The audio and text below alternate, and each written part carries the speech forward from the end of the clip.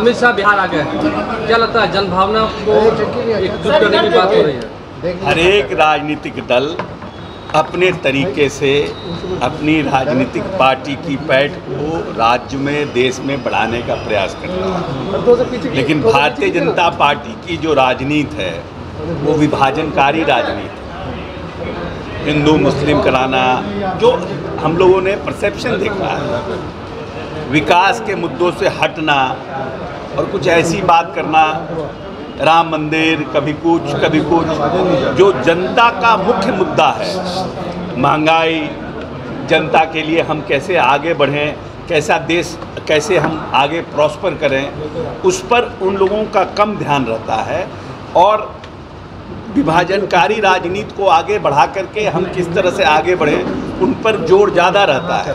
इसीलिए हमको लगता है कि माननीय नेता ने जो स्थल चुना है वो भी इसी के कारण चुना है, सीमांचल का इलाका, क्योंकि सीमांचल के इलाकों में 70-80% अल्पसंख्यक के लोग हैं।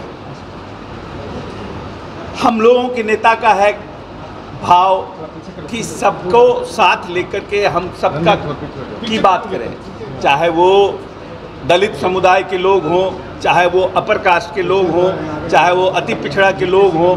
और माननीय नेता ने अपने इन 17 साल के कार्यकाल में सभी लोगों के जन कल्याण के लिए योजनाओं का निर्माण किया। तभी तो जो बजट उनके समय था, जब उन्होंने चार्ज लिया, चाहे दलित महादलित का बजट हो, चाहे पिछड़ा अति पिछड़ा का बजट हो, यहाँ तक कि अति पिछड़ा विभाग बनाने का काम किया। तो नेता हमारे जो है वो, उनकी पॉलिटिक्स डिफरेंट है। तो हर लोग आते हैं, अपनी बात कहते हैं। अब देखिए क्या बोलते हैं। अभी से बीजेपी नेताओं ने कहना शुरू कर दिया कि सीमांचल में घुसपैठिए ज़्यादा है, बांग्लादेशी हैं, तो क्या ये मुद्दा नहीं है? आपको क्या लगता है जेडीयू के लिए? भाई ये सब अब आने दीजिए ना, उनका बयान आने दीजिए, क्या बोलते हैं वहाँ पर, उसके बाद उसको हम लोग अपनी तरह से उस बात को हम लोग अपनी बात रखेंगे कि घुसपैठिए हैं, क्या हैं, नहीं हैं, किस तरह से है, उसको हम लोग अपनी तरह से अपनी बातों को रखेंगे। कितना असर पड़ेगा सर 24 और 25 में? क्योंकि एक तरफ नीतीश कुमार कह रहे हैं कि विपक्ष को एकजुट करेंगे, वहीं अमित शाह भी आ रहे हैं, तो बिहार में क्या आप बचा पाएंगे अलायंस को, जो है उसकी शक्ति को बचा पाएंगे? सामने अमित शाह है। अब अमित शाह, मान लीजिए कि अमित शाह हैं, तो बिहार में कितना, 15 में भी तो अमित शाह और क्या नाम है, हमारे माननीय प्रधानमंत्री जी का कार्यक्रम हुआ ही था। पीढ़ी के लोग हैं, उन्हें आगे बढ़ना चाहते हैं। मैं कल देख रहा था आदरणीय डिप्टी सीएम का इस पर बयान, इस चैनल पर। वो बयान में स्पष्ट डिप्टी सीएम ने कहा है, जो नेता है उस पार्टी के तेजस्वी प्रसाद यादव जी, उन्हीं को लेकर के, अब उनके बयान आने के बाद सब कुछ स्पष्ट हो जाता है। और नीतीश कुमार जी को मैंडेट मिला हुआ है देश में सबको जोड़ने का। मैंने कहा हमारे राष्ट्रीय कार्यकारिणी ने मैंडेट दिया हुआ है कि जा करके देश में सब लोगों को जोड़िए। बड़ी जवाबदेही है उनकी, और वो क्या करेंगे नहीं करेंगे पार्टी के लोग तय करेंगे। जदयू के लोग, जदयू के नेता हैं, वो आगे वो क्या करेंगे तो हमारे पार्टी के लोग तय करेंगे। गठबंधन है आप लोग का, लगता है कि वो इतने सीनियर नेता ऐसे बयान देना चाहिए? मैंने कहा कि पार्टी के नेता आदरणीय तेजस्वी प्रसाद यादव जी, जो आदरणीय मुख्यमंत्री हैं, उनका बयान कल आया इस विषय पर कि ऐसे चीज़ों से बचना चाहिए, नहीं बोलना चाहिए। ये सब बोल करके किसको फायदा पहुंचा रहे हैं, किसको मदद कर रहे हैं, स्पष्ट उनका बयान आया है। मैं बयान देखा था, वो बोल रहे थे कि क्या बात की बात है, 84 की कैजुअल टाइप का बात होता है ना, कुछ भी कुछ बोल दीजिए, कहीं कैजुअल बात है ना। लेकिन सरकार बनी है, बिहार की जनता ने मैंडेट दिया है सरकार चलाने के लिए, काम करने के लिए। अब वो काम नीतीश कुमार जी कर रहे हैं। अब उनको क्या करना है कि सिर्फ नीतीश कुमार जी तय नहीं करेंगे, जदयू के जो एक एक वर्कर और पार्टी के लोग हैं जो उनसे जुड़े हुए हैं, वो तय करेंगे हमारे नेता के बारे में। तो बिहार में कितना, 15 में भी तो अमित शाह और क्या नाम है, हमारे माननीय प्रधानमंत्री जी का कार्यक्रम हुआ ही था। विधानसभा के चुनावों में लोगों ने तो देखा ही है उसका भी रिजल्ट। इस बार असर नहीं पड़ेगा, आपको क्या लगता है जो माहौल बन रहा है?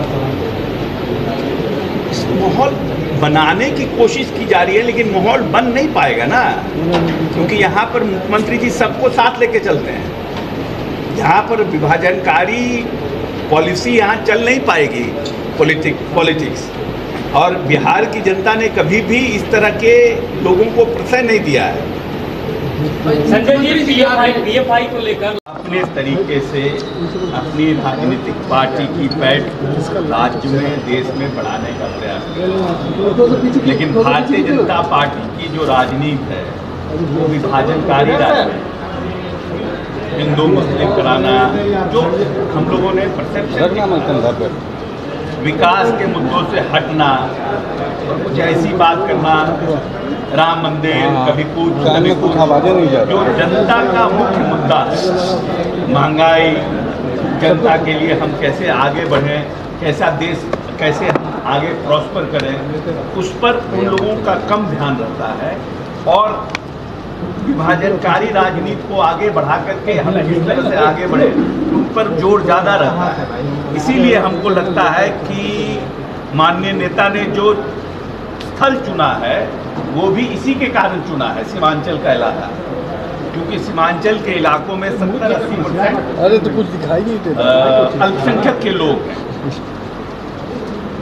हम लोगों के नेता का है भाव कि सबको साथ लेकर के हम सबका की बात करें, चाहे वो दलित समुदाय के लोग हों, चाहे वो अपर कास्ट के लोग हों, चाहे वो अति पिछड़ा के लोग हों। और माननीय नेता ने अपने इन 17 साल के कार्यकाल में सभी लोगों के जन कल्याण के लिए योजनाओं का निर्माण किया। तभी तो जो बजट उनके समय था, जब उन्होंने चार्ज लिया, चाहे दलित महादलित का बजट हो, चाहे पिछड़ा अति पिछड़ा का बजट हो, यहाँ तक कि अति पिछड़ा विभाग बनाने का काम किया, तो नेता हमारे जो है वो उनकी पॉलिटिक्स डिफरेंट है। तो हर लोग आते हैं, अपनी बात करते हैं। अब देखिए क्या बोलते हैं।